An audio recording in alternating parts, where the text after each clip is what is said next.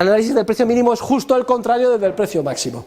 Si se pone un precio mínimo superior al del mercado, muy alto, ¿qué creen ustedes que se producirá? ¿Habrá mucha más gente deseando comprar a ese precio tan alto? No. Si sube el precio, la cantidad de gente que quiera comprar se retrae. Pero si el precio es muy alto, ¿qué creen ustedes que harán los empresarios? ¿Qué señal se manda a los empresarios? Pues que tienen que movilizar sus recursos a producir muchísimo de ese bien. Y si se produce muchísimo de ese bien porque ese precio mínimo es superior al del mercado y mucha menos gente quiere comprarlo, el resultado de un precio mínimo, en paralelismo a la escasez que tenía el máximo, aquí es la inmediata superabundancia de recurso que surge de bien afectado por el precio mínimo que aparece en el mercado. Es decir, hay un exceso generalizado de producto que queda sin vender, disponible para la venta, pero que no se vende. Y entonces, si no lo puedo vender, hay que recurrir a procedimientos alternativos para venderlo, como puede ser la recomendación, el amiguismo, etcétera. Un ejemplo típico es el precio mínimo de nuestra prestación de servicios. Del precio de nuestra prestación de servicios, se llama salario mínimo. Si se establece un salario mínimo superior al del mercado, mucha más gente quiere trabajar y mucho menos empresarios contratar. Consecuencia, hay una superabundancia de servicio que no se puede colocar, desempleo.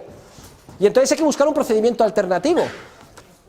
Y estoy poniéndoles un ejemplo que hoy en día está afectando sobre todo a los jóvenes, mujeres, inmigrantes, clases marginales, etcétera. Y entonces hay que buscar un sistema alternativo. ¿Y quién no ha recibido? Yo, por ejemplo, en muchas ocasiones, una recomendación. Oye, que mi chica vale mucho, ¿por qué no la coges en prácticas?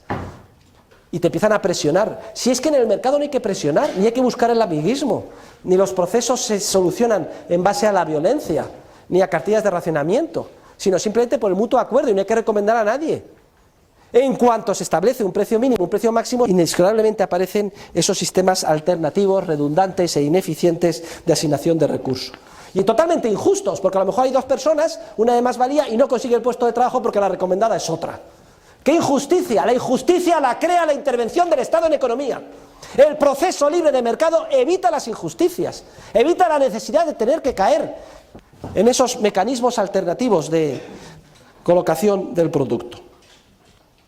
Y claro, no solo surge la superabundancia, sino el efecto sobre la función empresarial. Es que si se pone un precio alto, los empresarios se lanzan a producir ese bien. Por ejemplo, las famosas primas sobre las empresas de energía solar, etcétera. ¿Qué es lo que ha pasado? Pues que se han movilizado miles, se han creado miles de empresas con paneles solares, etcétera, para vender energía eléctrica, porque tiene una subvención, un precio muy superior al precio kilovatio normal. Luego sale la televisión, corrupción, qué malos son los empresarios, qué gente, resulta que están vendiendo luz de paneles solares por la noche. Coño, si por la noche no hay luz, no hay sol, ¿qué es esto? Pues que han comprado un aparatito, un generador con gasoil, producen la electricidad y la venden a 27 céntimos en vez de a 7. Las cifras deben de ser así. O a 40. ¿Es que les extraña a ustedes esto? No, es lo más obvio. Y le echan la culpa al empresario y no al sistema que han creado ellos de precios mínimos. Otro ejemplo típico, la política agraria comunitaria. Por una serie de razones se dice que hay que apoyar al campo, pobres agricultores. Vamos a establecer unos precios mínimos para los productos agrícolas superiores a los que fijaría el mercado. Resultado de esto, una superabundancia como no se ha visto nunca de productos agrícolas en Europa. Luego después se ha sustituido por subvenciones, pero viene a ser lo mismo.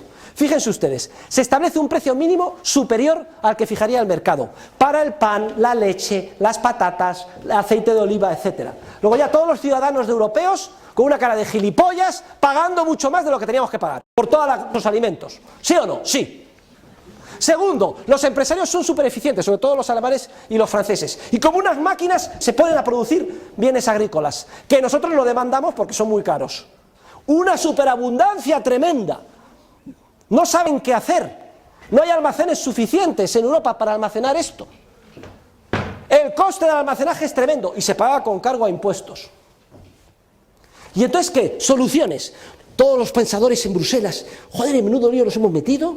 Todo el mundo pagando el doble de lo que tenía que pagar por la agricultura, inundados de vino, aceite, etcétera. Y además nos cuesta una barbaridad el almacenaje y también doble peaje impositivo para financiarlo. A ver, vamos a pensar. Coño, ya tengo la solución. Ya está la solución. Dos soluciones. Geniales, como se nos ha ocurrido antes. Vamos a inundar vendiendo estos productos a bajo precio, la 10ª parte de lo que nos ha costado, en los mercados internacionales. Y así no los tenemos que almacenar y conseguimos algo. Inunda los mercados internacionales de trigo, harina, aceite, etcétera. Y de paso, ¿saben ustedes el efecto que tiene esto sobre los países del tercer mundo? Que lo único que producen es agricultura. Arruinamos a los países del tercer mundo.